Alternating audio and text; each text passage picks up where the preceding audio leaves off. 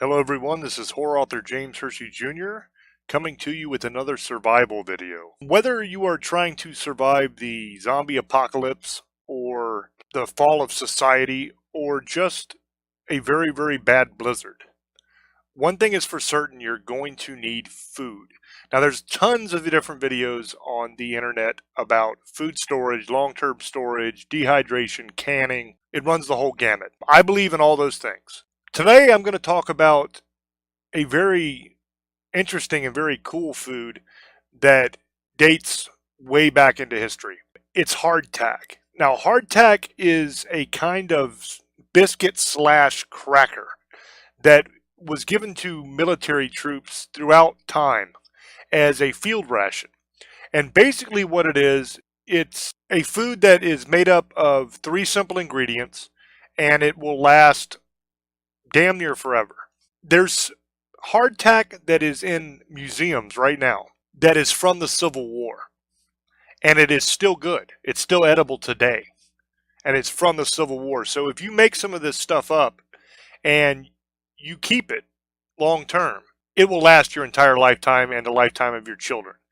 So this makes a perfect long term food. Now, I'm going to go through today step by step on how to make this stuff. I'm going to give you the recipe. I'm going to run you through the steps. I'm also going to put some pictures in the video so that you can see the different stages of making the hardtack. And it's something, like I said, that is easy and it's very cheap. It doesn't cost a lot. It's basically three ingredients. You got water, you got flour, and you got salt. Now, some people do not use the salt. They claim that using the salt will cause it to absorb moisture and won't be good for as long. I don't think you have anything to worry about with the salt, honestly. But whether you use it or not is completely up to you. It can be made with only flour and water, but the salt makes the flavor a little bit better. Now, there's a lot of additional things you can add to this recipe. If you want to put a little protein powder in, if you want to add some sugar or some cinnamon to try to make it taste a little bit better, because it's a really bland food. You can do all those things, but just remember, anything you add, you have to make sure that whatever you add is going to last forever as well, because you don't want to add something to it that is going to go rancid in 6 months or a year, because if you do that, you're kind of defeating the whole purpose. So here is the basic recipe for hardtack. What you're going to need is you're going to need anywhere between 4 and 6 cups of flour and 1 cup of water. And if you're going to use salt, some people will use anywhere from a pinch or two of salt all the way up to 2 teaspoons of salt. Now, this isn't a very exact recipe because it varies. There's a whole bunch of different ways to do this. It's kind of hard to screw up hardtack. It's fairly idiot-proof. So basically, what the basic recipe I like to use is 4-to-1 ratio for flour to water. So I will use 4 cups of flour to 1 cup of water. If you choose to use 5 cups or you choose to use 6, that's completely fine. It'll just be a drier dough. I like the way the dough works with 4 cups of flour to 1 cup of water. Now, keep in mind, no matter how much you use, all that water has to cook out and evaporate out of the hardtack in order for it to get hard and to be shelf stable for a long time so it doesn't go bad.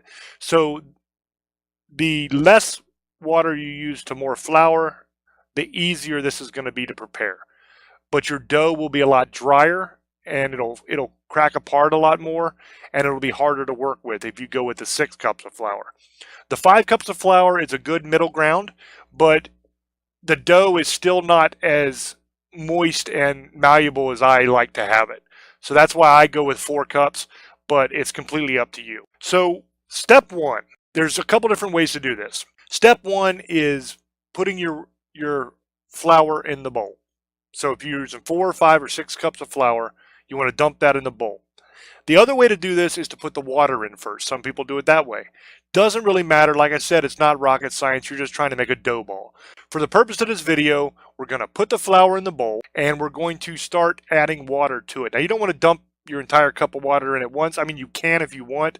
Some people like to add a little bit, stir, add a little bit, stir. like I said, up to you. Doesn't matter. Get the water in the bowl with the flour, mix it around. Okay, you're going to see it start to become dough, basically. It's going to start to clump up and get sticky, and it's going to get dough. If it is still really, really sticky, then add more flour. It's very simple. You want it to where it doesn't stick to your hands that much anymore so that you can work on it. It won't stick to your rolling pin, all that. Make up your dough ball. Step 2 is take your dough ball out and put it on a table, whatever surface you're going to use. Put a little bit of flour down on the table and put it on the table. You're going to take your rolling pin and you're going to roll the dough out. What you're going for is about a 1/2 inch thickness on your dough. Some people go 3/4 inch. I like to go 1/2 inch. Up to you. You're going to roll it out. Now, I recommend using a pizza cutter for this next step because for me it's just easier. But you can do it with a butter knife. You can do it with a steak knife. They make those neat cutters, that are like a half moon shape. You can use one of those. You can really use whatever you want. You can use your pocket knife if you have to, or a sharp rock if that's all you have. But you want to cut the dough, and you're going to cut the dough into squares that I like to do like 3 by 3, like 3 inches across by 3 inches long. That makes a pretty decent size piece of hardtack. But you can do anything you want. If you want, you can even use like cookie cutters. If you want to do fun shapes or whatever, and you can punch out the dough with the cookie cutters. It doesn't really matter. As long as it's around 1/2 to 3/4 of an inch thick, that's what you're going for. You don't want it too thin because if you roll your dough too thin, then it'll be too brittle and it'll fall apart. You don't want that. You want a nice thick piece of hardtack. That way it holds together when it gets hard and it doesn't break and crumble up. And the reason that's important, guys, is because if you are carrying these rations with you, if you make hardtack and you put it in your bug out bag, and Lord forbid something happens, and you actually have to use your bug out bag and get the hell out of your house. If you make your hardtack too thin, it's going to crumble into a million pieces. And when you get to wherever you're going and you get ready to eat, you're going to have dust, basically, a bunch of little crumbled pieces and dust. You don't want that. You want a nice thick piece. So 1/2 inch to 3/4 inch thick. So now you've cut them into your shapes or your 3 by 3 squares like I do, or however you want to do it. Whatever remaining dough you have on the outside that is not part of those squares, you want to ball that all up again, roll it back out, and cut more squares or shapes or whatever you do. You don't want to waste any if you can help it. Now that you have them all done, you're going to put holes in it. Now in a 3 by 3 piece, I usually put 16 holes in a 3 inch by 3 inch piece of hardtack. Now you can accomplish this many, many ways. You can use a chopstick. That's what I like to use. I find it works perfectly. Chopsticks are great. You can use a fork. You can use a knife. You can use anything you want, a toothpick, but you're going to be there a while because you got to widen out the hole a little bit. A chopstick is a really good diameter of the hole, and it goes through the dough real easy, and it just works beautifully.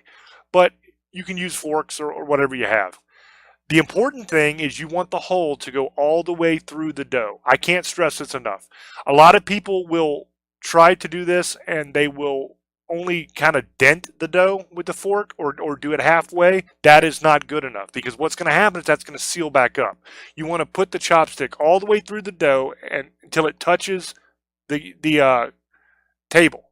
And you want to give it a little wiggle because you want to widen that hole a little bit.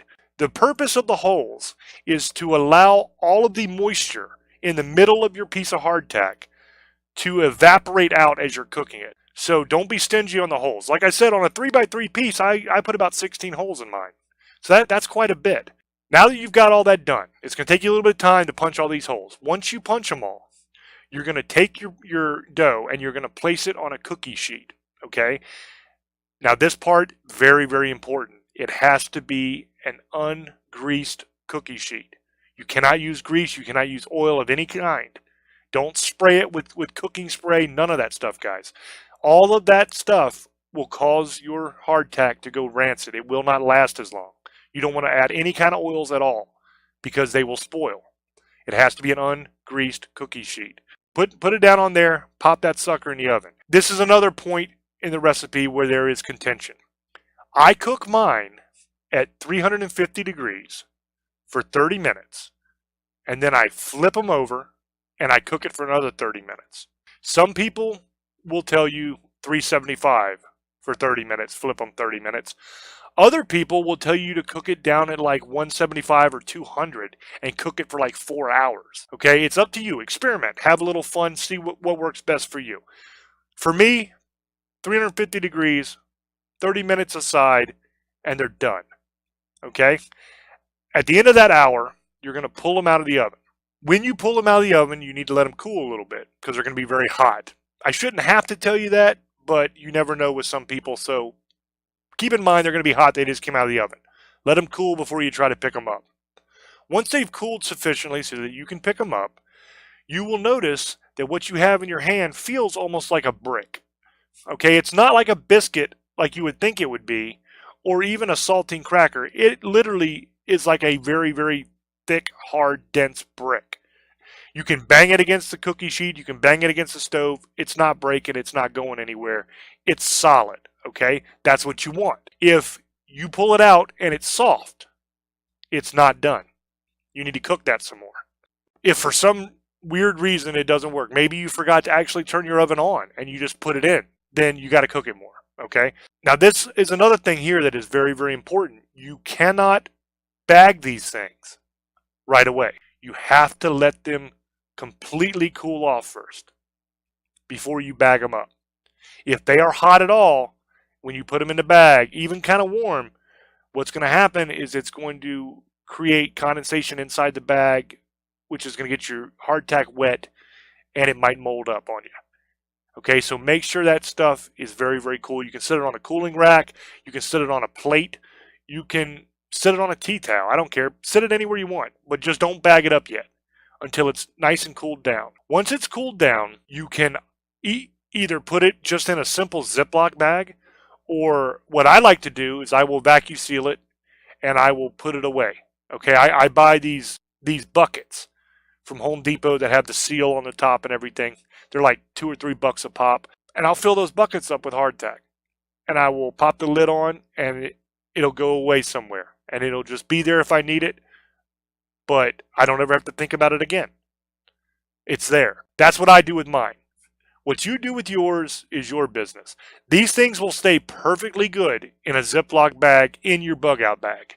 They will last your lifetime in your bug out bag in a simple Ziploc bag. You don't have to have an oxygen absorber. You don't have to have it vacuum sealed. You don't have to have special Mylar. You don't have to have all the bells and whistles. All you need is a simple Ziploc bag from Walmart or your supermarket or wherever you buy your bags from.